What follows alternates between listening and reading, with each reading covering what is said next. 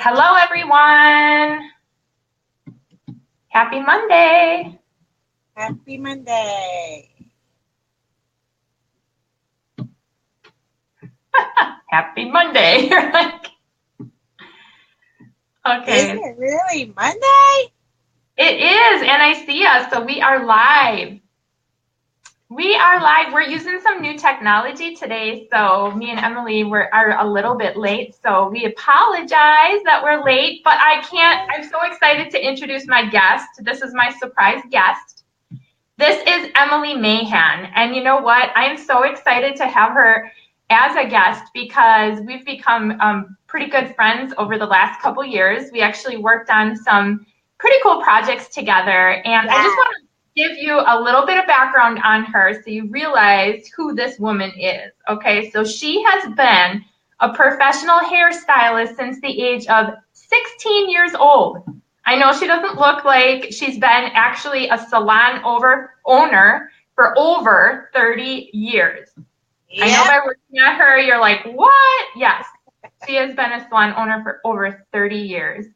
And she is also a licensed educator in the art of cosmetology. She is also a former educator for Keratin Complex. She's a color specialist. She's actually a custom blend specialist. She is touted as like an online, she does a lot of stuff online. So if you're not following her, make sure that you do. And she also is a professional makeup artist, beauty blogger, and national trainer with Motives Cosmetics. So thank you for joining me today, Emily. You're welcome. I'm so excited to be here. And you know what? I'm excited because me and Emily have a lot of conversations just on our own, and we share a lot of the same just views on things, and we have a lot of the same experience. And so when we talk, you know, we're just like, we get so passionate about everything, and we just can't wait to tell everybody what we know and some of the things that we have going on. So I want to dive right into it because I do try to keep these, you know, on a limited time because I know everybody is busy. But one of the things that we were talking about recently is, you know, beauty schools and, you know, people who are going to school and what they're going to learn and how much money they're going to make when they leave. And I really don't see a lot of people talking about this subject in the industry. So she's very knowledgeable in this. And so what I want you to do, Emily, is just talk a little bit about your take on the evolution of the beauty industry. I know this is like my 11th episode and I have covered a lot of topics already, but you have a lot of the same knowledge. So I want to hear from you. Okay. So I guess I'd like to start by saying I'm kind of like on this crusade to just open the eyes of these beauty school owners and or even salon owners because they really are not looking at the bigger picture here. So for instance, hey Jack, I can see everybody. Hi Jackie. So for instance, I just met with two different beauty schools, right? So one of them was a private one and one was a state beauty school, you know, like with the kids go during like, I think the 11th grade or something like that. And it's so funny. I perceived the response to be different from each one of them. And they were completely different because what happened was the first person that I met with, she was from the state school, and I basically told her that our company has a program for teenage aspiring, excuse me, people are texting me while I'm on here. Yeah, teenage aspiring cosmetologists or makeup artists. A lot of people that go to school, they want to become makeup artists. They want to be able to have a license to work in the salon. Well, most states don't require a license for you to be a makeup artist, but to work in a salon, you do have to have some type of credentials. I mean, that's how it is in New Jersey anyway. So I was just proposing the to the state school, and she was very nice. to even meet me. She was like, well, I'm just going to listen because it sounds interesting. I said, it has no cost to the teenagers, right? They follow this curriculum. And I can come in and I can do the curriculum with them. And what it's teaching them is after they have done the practice and they've done the theory portion of the schooling or the requirements, then what? Like, what, are we breeding hundreds and thousands of employees that are going to make at most 40, maybe 50,000 in their career a year? Like, in the beginning, forget it. They're making like 12, 20, and that's great if they made $20,000 their first or second year. I would say even going into their fifth year, it's really tough to build that book. So I was proposing that we teach them how to become entrepreneurs within the curriculum, right? And so the woman at the state school was all for it. She was like, this sounds amazing. Of course, I has to pass through a few channels, you know, blah, blah, blah, blah. And I was like, listen, I'm all for it. I live right here, so I would be accessible to you, and I would love to try this pilot program within your school.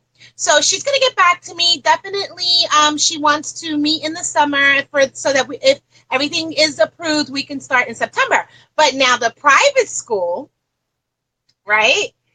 The private school was like, okay, so they needed a teacher. So I have a license, right? So I'm thinking, and I heard through the grapevine, because this is my town, right? And I heard through the grapevine that they were looking for a makeup line. So I said, this is perfect. So I went in for the interview. The woman knew exactly who I was. And so she was like, oh my God, I couldn't believe that you wanted to apply for this job. And I just told her, I said, listen, I know no way, shape, or form in looking for a job. I don't need a job. But if it allows me to get my word out and add this entrepreneurial component to the curriculum, then it would help me in terms of getting, I mean, because that's my mission. My mission is let's breed entrepreneurs. Let's not breed employees. It's not fair. And half of them get discouraged, and then they don't even they pay $26,000 to go to school and they don't use it because the first year or two they're just so disappointed. So I was really disappointed in her. She emailed me and said, at this time we won't be needing da da da da. Which, like, she said it like she didn't need a teacher. I wasn't trying to be a teacher.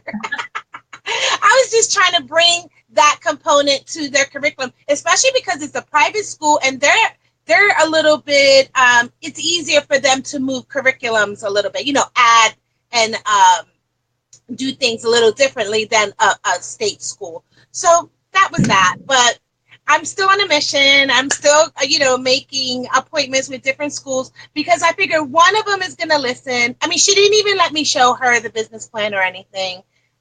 She just was like, she was looking for a teacher, basically. Well, and like we've talked a lot about this, and, you know, in my series, I kind of went over deregulation of the industry and how most states are actually cutting the required hours for, you know, the students to become licensed. And you know, even when I went to school, Wisconsin was one of the highest states as far as hours needed. And even with the curriculum we had, there was very few hours focused on makeup artistry, very few hours focused on skin and nails. And, you know, because technically I am licensed as a cosmetologist, I am licensed to perform those services, but we all know that there's very, very little curriculum given for that. And with me going over just the evolution of the industry up to this point, obviously you guys that have been tuning in realize that things are shifting really quickly. Yeah. And what me and Emily were talking about was the schools are not, they're not evolving with it either as stylists or cosmetologists. So, you know, the issue is, and I think when you were researching too, you found that most schools are not even accredited, or, you know, they're privately owned and they are for profit. So as far as them even really letting people know how many students do start, how many people do graduate, it's really hard to get those numbers because they don't let that out there. Right. But that's the other thing too is, you know, and then, I mean, we could probably be on here talking about this for hours. So oh, yeah. Some of the curriculum that me and Emily worked on together was providing a lot of this knowledge for professionals, and in school they aren't really given the opportunity to learn about how to be a business owner. And, you know, if you look at the numbers and the statistics, we're seeing that the amount of salons that are employee-based are going down very, very fast, because most stylists or cosmetologists or makeup artists, they want to be independent. Okay, so a lot of the issues that we're seeing are they don't really know how to be business owners. And you really do have to be about, I don't know, what do you think? What percentage of business owner do you think you need to be, Emily? Definitely you need to be 70%, I would say 70% business owner and 30% artist, and to be successful, to be truly successful in this business. Yeah. You absolutely have to have the business component in order to really flourish and bloom in this industry. Mm-hmm. Yeah, and that's true. And, you know, one of the other things I wanted to point out is I know in Wisconsin, all the changes that they made to the laws were actually lobbied by some of the schools in our state. They actually wanted to lessen the amount of hours required. They wanted to get rid of, you don't even have to have a cosmetology instructor license anymore to actually work in a school here in Wisconsin. They just changed that. And they made some other changes because for a school, they just want to be profitable. They're like, we want to, you know, get people in and out so we can get more students. We just want to, and I'm just speaking overall for my state because that seems to be what the census has been. And they also don't want to have to pay the instructors as much. So they're like, well, if they're not licensed, you know, which leads me to think, okay, well now, there's really no requirements for these people teaching the cosmetology students. So. Right. You know, these are the things that they're really not learning. And so it's going to get even worse, and that's what scares me. So I know that you actually were talking a little bit about some industry facts as far as internet reality versus retail reality. So I'd love you to share that a little bit because I love it. Okay. Let me find it on my PowerPoint. I don't know these things off the top of my head. All right, so in terms of internet reality, obviously the sales on the internet are just constantly growing. I think they quoted it at since 2004, it has increased by I think it's up to $21 billion, right? And it's just going to continue to increase. It has not had a down quarter at all. So the internet and sales and retail is here to stay. It is what it is. We can obviously, you see all these stores are closing. Everything is kind of getting shut down because everything is done on the internet. I mean, who wants to, you know, lug themselves to the store to buy things anymore when they can just have it delivered to their door? And in terms of cosmetics, that has grown. I mean, it's just a boom. People buy cosmetics more online than they do in the stores. Exactly. Done, right? That's a done deal. So what's happening is in terms of the salons and the schools, what's happening is they're trying to sell retail, right? But the statistics that I got was that I thought was super like mind-blowing to me was that they basically said that if you're a salon or a school that includes retail, right? And if you're moving between 5 and 8% retail, you're a break-even salon. Like you're not really making money. My husband and my accountant called it a hobby. That's a hobby. Yes. Because if you're breaking even, you're just there, right? And then it says that if your retail is between 15 and 20% profitable, then you are a profitable salon. Yes. Exactly. Okay? But if your retail is greater than 30%, you're a leading salon. And who are those leading salons? They're the ones that they have partnered with a brand. Mm-hmm. Those are the leading salons. They've partnered with Reckitt. They partner with Matrix. They partner. Do you understand what I'm saying? They partnered. So those are the ones that are moving the retail. Why? Because those companies are going in there and they're teaching their employees and their stylists or even freelancers how to move the product. If they've done this service and they did not move a minimum of 2 products, then they did not they did not do their job. Their job was not done. They half did their job. So that's like a huge statistic for me. Like, I'm a salon owner and I want to say I'm in the 15-20%, but I've had some months that I've been in the 5 and the 8%. And it hurt because, that retail, I was kind of, you get used to having it.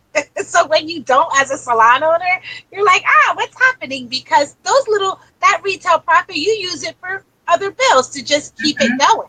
So when it's not there, you miss it, So it's right. And that's where the issue comes in, where a lot of manufacturers, they're far and few between as far as who you can work with, because a lot of them are bypassing the salons now, going directly to consumer. So many people are really missing out on that retail profit. And so it's harder and harder to find brands that aren't going to be found on Amazon, eBay, places like that. So that's not going away. So it's really important to keep that retail and find brands that are going to stay loyal to the professional and not sell out. Because if you watch my prior episodes, I talked about how brands are just creating accounts on Amazon, having their clients go right to their websites, ordering the products because they don't need the salons anymore like they used to. Exactly. So education is harder to find because they don't need to offer it anymore. We've already built up these brands to the point where there's brand recognition and people want the brand. That's because of us professionals, So now you're like, well, we don't need you anymore, so we're just going to go ahead and go right for the consumer. Exactly. So, and then the other thing that I really want you to talk about is the student.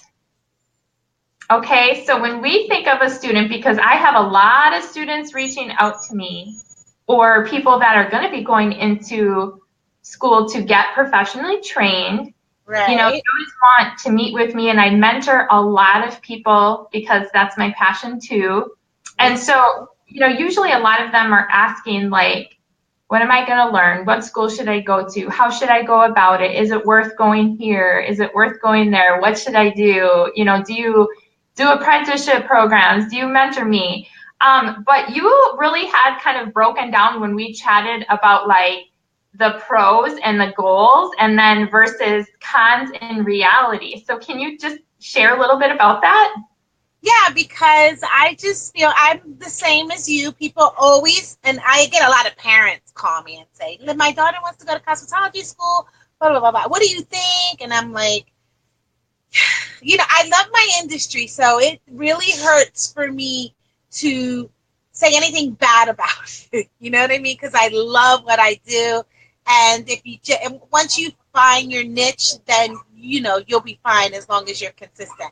However, as a student, someone new, someone that is just coming in and just don't really know much about the business at all or the industry, the pros of it, or as I like to call it, the glamour part of it, because that's another thing that keeps us where we are. A lot of salon owners, they're stuck on, I'm a salon owner. That's a glamorous thing. Do you understand what I'm saying? But behind the scenes, the numbers are just not making sense, right? Mm-hmm. So in terms of that, it also goes toward the students because, yes, here's the pros. The pros. It's Monday. It's Monday. I got on lashes on Monday morning, you guys. That is a huge accomplishment. um, so here are the pros, okay? So yes, you are going to learn the art of cosmetology. Yes, you're going to practice. You're going to be able to practice your art in a clinical setting in a school. And, you're going to have that instructor that's going to be over you and tell you, yeah, do this, do that, or don't do this or do that, right? So that's a good thing, right? You're going to get licensed by the state, which being licensed by the state can also open other doors for you. It's not just, doing hair. So they at the school they have like what's called an open house, or they place you in salons that are looking for new employees, right? They'll have like an open house and they'll help you get a job. They'll help you to establish a clientele because you're going to start in the school, right? So those people that you're going to give them your card and hope they'll call you back and they loved it and they'll become your client, right? And then you might even one day open a salon even though you weren't taught how to, but you might just throw yourself out there and have courage and do it, which is great. There's nothing wrong with that. I applaud that, right? And then maybe one day you'll be a teacher, and then maybe you'll even be a famous hairdresser or makeup artist or art director for some company, whatever. Those are the pros. But these are the cons, and I don't want to say cons. I like to call it reality because that's what it is. Okay. So the reality is you're going to learn the basics just enough in the school. You're going to learn just enough for you to pass that state board exam. They're really not interested in you, how wonderful of an artist that you're going to be. Take care. Their numbers have to be there in terms of how many students are passing this state board exam, period. Right? That's their number one goal. Sorry, but that is the truth. Right? You're going to start at minimum wage. I don't care if you're an amazing artist and, let's say you've been you've been around the industry all your life, but you just went to school to get the license. You'll probably start at minimum wage and you're going to be shampooing and sweeping and answering the phones, right? You're going to be running errands for people. Basically, you're like, we like to call them Girl Fridays, they just kind of are there to help as they learn, right? And then you'll probably practice on children and older clients and friends and family, which is fine, just to pay your dues, right? To get your practice in. Realistically, it's going to take you over a year. If you're good, you're dedicated, and you're really focused, you can really create a clientele in a year. But the frustration sets in. It's like really tough. So the reality is it'll probably be about 3 years before you can actually say, this is what I do for a living, full time. A lot of hairdressers have a side job as they're getting started, which is crazy, right? You pay $26,000 to have a side job so that you can afford to get the practice in to create a clientele. That's the reality of it, right? Yeah. I said the side job. Okay, so when you first get started, you'll probably get started at 40 or 50% if the establishment pays by commission, or you'll get paid once you're established, or sometimes you can rent a chair. The downfall about renting a chair is, or there's two sides to this. The pros is it kind of prepares you to be your own business owner, to own a chair, right? Because regardless of whether you're doing hair or not, that rent is due. Right? Yeah. True. So if you only had 2 people and that's how much you made, that rent is due that week. So that comes right off the top. But it does prepare you to hustle and really get your grind on, so that, and then you start to really market to your customers. So it does prepare you to be a salon owner, would you say? Yeah. Yeah. But the reality is there no way are you having health insurance, a retirement plan. No one's helping you with your student loans. If you're really good as a salon owner, I'll send you to get more education on different, to just kind of hone in on the things that you need help with in terms of learning, new things. But most of them never, ever established their own salon. very rare. So those are the pros and cons of the students. And it hurts, but that is the reality of it. And so that's why I'm so passionate about sharing the motives concept, because it just makes sense to do it simultaneously. As you're actually building two businesses at once. It just makes sense to me. Right. And there's a huge difference between, like, if you are a chair rental, or we'll say booth rental, depending on what the situation is, there's a huge difference between being self-employed, which that is, versus being a business owner where you actually have employees and you have people working for you, where you're actually earning a bit of a profit on them, which is really basically leveraging them. So I think a lot of people think, well, when they rent a chair, they're like, oh, well, I'm my own boss, it's going to be great, but they also have to realize that if they aren't behind the chair, they aren't bringing in an income, and that's where we find, when we look at the median income, I think it's actually for the U.S., if you look up the statistics, I believe it's around 20, I don't know, 20. For a 42-hour week, 42 hours. It's not 40 hours, because hairdressers always work beyond their hours. We don't have hours, right? 70 hours. Yeah. That was always the argument in my house. What time's dinner? I'm not sure. Yeah. So that's another thing. Stability in terms of family life. How most people eat at 7 or 6 or whatever. Excuse me, as a hairdresser, that just doesn't happen. Yeah. Right?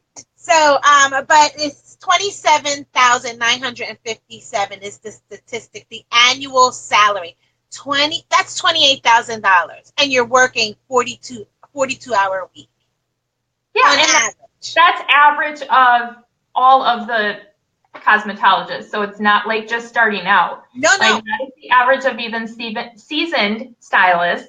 Yeah. So it's on the lower end, obviously, for just coming out of school, and the high end average, like you said, even if it would be in the 30s or even 40s, and what's really interesting is when we were talking last night, I tried to look up what the income of, what the median income was 15 years ago, and it really hasn't changed. No. It has not changed. And that's overall in the books, not just this profession. Cost of living keeps going up, but unfortunately, we're not bringing in any more money to cover that. So when you talk about retirement, most stylists that I meet with, they're like, I've been doing hair 30, 40 years, and I have absolutely nothing. I have nothing saved up for retirement because I'm just trying to work to make ends meet. I haven't even thought about that. But then they get to the point where they're like, now what am I going to do? I don't have much time to say, what am I going to do? And so, to be proactive and just really think ahead of time, think, okay, what do I want to do? Do I want to be behind the chair? And unfortunately, physically, your body can only take so much because it is more physical than most people realize. Those in the industry, they know. I could do 3 days, and they can't be back to back. I could do one day and then be off like 2 days and then do another 2 days back to back, and that's it, because my body cannot take it. It just can't. Exactly. And then when you talk about benefits, what about insurance, health insurance? Most can't afford that. And if they do, it's really limited coverage. And then what about disability? Most people do not, that I talk to, they're like, I just haven't even thought about that. I just try to work and try to save, but they're not getting ahead. So that's where me and Emily, we're just like so passionate, where it's like we can help them just implement different things into their, whether it's their salon with employees or if they're just freelance or a chair rental. We kind of look at their business and be like, okay, what are some of the things that we can just implement that aren't going to take any more time than what you're already doing, that can make a difference in your income? And then when it comes to looking at different programs where we can teach them how to be a little bit more business savvy, utilize the internet, utilize things like social media, have that training in place where it's like, we can help you and guide you to get to that point. And so we're not going to quit, right? We're just going to keep on talking. And, we don't want to just keep bringing like all this like bad news and doom and gloom, but it's more of like, just to wake people up and just say, look at what's going on. Right. Somebody's got to start changing something. Yeah, somebody's got to say something. Somebody's got to, it's just like that movement, Me Too. Like at some point, somebody has to say, because the reality of our industry also is men make more money in our industry. Definitely. Do you understand what I'm saying? So at some point, someone has to listen and say, you know what, we really need to look at this thing one more time, especially with the schools. Like what I brought out to the school, the 2 meetings that I had, was that they have a lot of competition. Schools do. Yes, that's another thing. Schools, like they have to wake up too. This is a wake up call for them, because number one, there's beauty bloggers, self-made beauty bloggers with millions and millions of followers, never went to school, don't have a license of no sort. They just learned how to do makeup really well, and they're influential because they have a great personality, which is awesome, right? So that's a threat to them, because they're teaching the world they don't need to go to school. They could just have a great social media platform. That's number one. And then the other thing is, which it is what it is, every school, anything that you want to learn is available online. And right now there's 23 schools, cosmetology schools, that you can get your license online. And what they've done is they've partnered with different salons so that they can get their hours in of practical. Exactly. So, the entire institution of beauty industry schools is to have one foot out the door already. So it's just they have to think of something that's going to make them stand out, or like, why should I go to your school as opposed to going to this school? Why? Because they've partnered with a brand, which they've done. A lot of them do it, but they don't have the system that we have that will allow an actual artist to make a 6-figure income, even $1 million income, without having to do J-Lo's hair. Or, do you understand what I'm saying? Like, your average person can do this. And that's what's important, what you said right there, is the curriculum, the system, it's all already, and it's proven to be successful. And there's no other company that has what we have. And I can actually attest for that, just because me and you, we really had a huge part in the curriculum. Yes. And we wanted to be a part of it because we are passionate about making a difference. And really, that's the way that we can do it, is having this system and create it. And so it was really a passion project for both of us, because we had to create something that has never been done. Exactly. But with all of the people that we worked on it together, we all have like a different sort of, well, me and you are pretty similar, but that's why we kind of worked on our parts together. But as far as, we all brought something to the table. Yeah. We all got experience. We worked with estheticians and naturopath and doctors about implementing different health and wellness from beauty from the inside out. And we worked with technology people. And I mean, I can't even begin to tell you what it all is that we created, but we just kind of amped up the system that we've had for 25 years, but now created a specific program to help implement in salons and spas and with professionals, where it's like, okay, step 1, this is what you're going to do. Step 2, but in all honesty, the first thing we have to do is take a look at what you already have going on take a look at what you're doing, and then we can kind of put together a plan and be like, this is what we can offer for you. So I am so thankful that you joined me today. And I enjoyed it too. I'm glad we did this because I think it's so important to get the word out, you know? It is. And so if you are interested in anything that we're talking about, I know it's kind of vague because it's really what we do is customized for each account that we work with. So it's really hard to say because it could be one thing for one salon and another thing for another salon. Yeah. But we are open to doing free, consultations and things like that where we can do, we can ask some questions and find out what would work for you. So either reach out to me or Emily or whoever invited you to watch this, and let's make a difference together and change the industry and help people evolve with it. Yes, that's all right. The goal. Thank you, dear, and I will talk to you soon. I'll have to have you on again because we could keep talking, right? Yeah, we really could. We have like a whole, we have so many statistics running around in our head. Like I had to put it down. I'm the type of person that I have to write things down and kind of put them in order so that it kind of registers in my head. That's the artist in me. Yeah. So we have so many other little golden nuggets that we can kind of put out there. And if you know anyone that's a salon owner or works in a beauty school in the beauty school industries or anything in the beauty industry, and you want to share this video with them or have them speak to one of us, just reach out to one of us, inbox one of us, and we'd love to speak to them because it's just one person at a time, so that they can understand it. Exactly. All right, my dear. Well, you have fun in the sun in Florida, and I'll have fun in the cold in Wisconsin. All right, my dear. Thank you so much. Love you. Bye. Yeah, thanks everyone for joining us. We'll see you all soon. Guys. Bye.